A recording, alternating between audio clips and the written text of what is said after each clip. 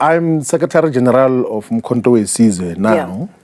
There is no letter which was written by the president because there have been people we don't know where they're from now. Whether Good morning, guys. Good morning. Good morning. Once again, welcome to South Africa Lately, a channel that discusses South African trending news. We do, however, grab here and there from international news. When it is trending enough to be brought here, please do understand that I'm not a politician.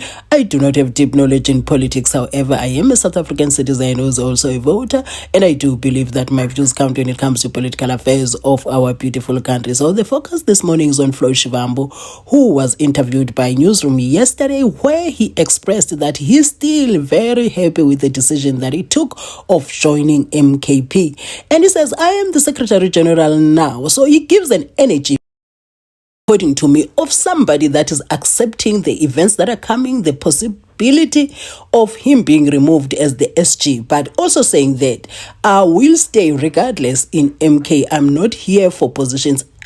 For me, it's like something is coming. It's like Floyd will be removed in the near future, but I might be wrong. Please do share your own views in the comment section. And also the energy that I'm getting is that him going to meet Bushiri has caused him problems within MK. That is the energy that I'm getting, but I might be wrong as well. You are allowed to differ from my views in the comment section. Please do share your views there. I'm going to respond, but if not, I'm going to certainly react to show that I appreciate your participation. But let us listen to what he said.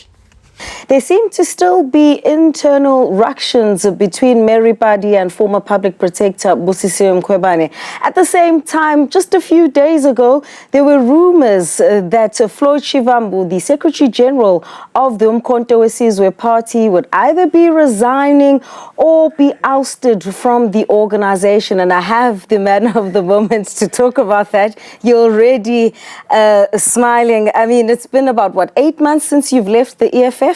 It's since August 2024. Do you have any regrets? Are you still happy with your decision? How are you finding your leadership style to be in the MCKENZIE party? No, look, when I did not renew my membership of the EFF and then I joined MCKENZIE, in the early stages, I actually had posted on social media to say that this is the best decision I have ever taken politically, and I still stick by that joining MCKENZIE is the best decision that I've ever taken in my political life, because I got to learn from the rich experience of President Zuma and many other leaders of MCKENZIE.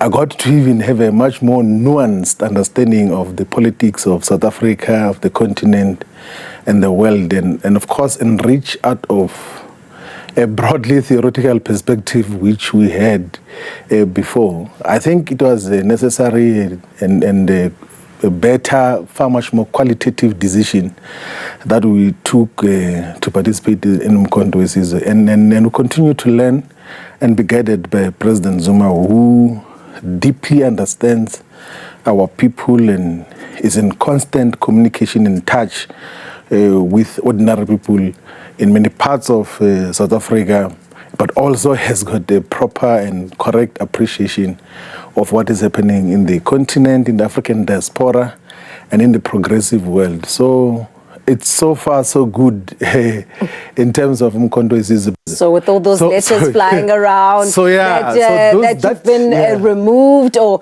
that you are possibly resigning, let's clarify that. Are you leaving, or have you been told that any moment from now you could be removed as Secretary General of the MCKENZIE party? So I'm Secretary General of MCKENZIE now. Yeah.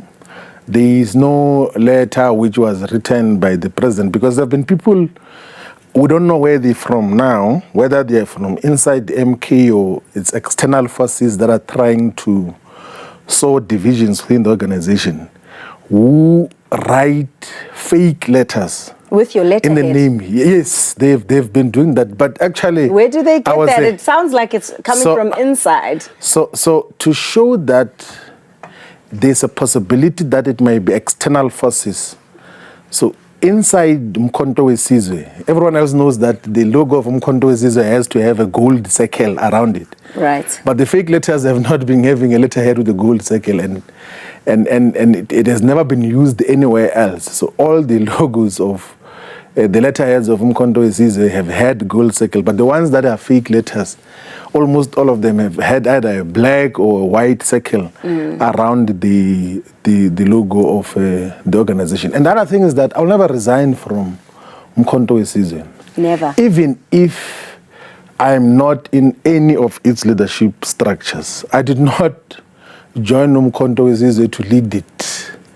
I joined Umkhonto weSizwe to be a member, to campaign for its ideals and a program and vision, because I think that the manner in which it's conceptualized and how President Zuma get to explain what Umkhonto weSizwe is to all of us is a far much more noble perspective that let us constitute a fresh national liberation movement which will draw the best lessons from the struggles against colonialism and apartheid, from the former liberation movement, which will take as well the Freedom Charter and attain all its objectives, because those that were mandated by history have failed dismally to do so, which will also have an appreciation of what the Black Consciousness movement did, which will have an appreciation of what Pan-Africanism in the South African context stood for, which will also have appreciation of those who fight for economic freedom in our lifetime stands for, because there's a proper illustration that he gives that us as black people, we stand for same aspirations because we coincidentally and collectively are oppressed by the system of colonialism and apartheid.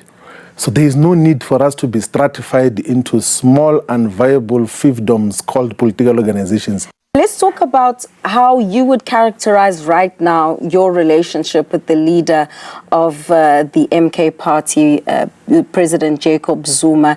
I mean, how are things there? Are you in the dog box after visiting Shepherd Bushiri in Malawi? I mean, the Daily Maverick is reporting that you're at odds with the leaders and you claimed that he'd given you his blessing. No, look, do you know, as a Secretary General and like all other Secretaries General and provincial secretaries and regional secretaries would do, there is nothing which I do without informing the president. There is no political program that I engage myself in without making the president aware. And there is no decision that I communicate to the membership of MK and externally without the president knowing. So he was aware prior to you getting on a plane and going to Malawi. I want us to be specific about that. Yeah, let me be specific about that. So when we went to the inauguration of the president of Namibia, Comrade Triple N, she's known as Triple N, in Namibia. So after the inauguration, when we were now at the tables where they were serving lunch after the official inauguration, I did say that we were sitting with former President Joyce Banda and the former President Masisi of Botswana. So Joyce Banda is the former president of Malawi. Yes. And then the incumbent president, the deputy president of Malawi called Michael Usi. And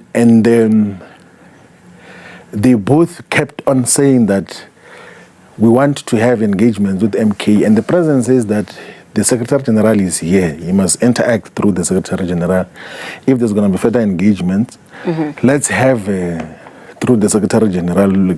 I then went to Malawi during the Easter weekend for political engagements with former President Joyce Banda and current Deputy President Michael Usi. There's elections in Malawi in September. Yes. So there were discussions about a variety of issues which are not due for public communication in terms of the approach of the Malawi question. But that was primarily the whole thing. And one thing which I never apologized on and I will never apologize on is when I went to see Prophet Shepherd Bushiri and then he said, let's go to church.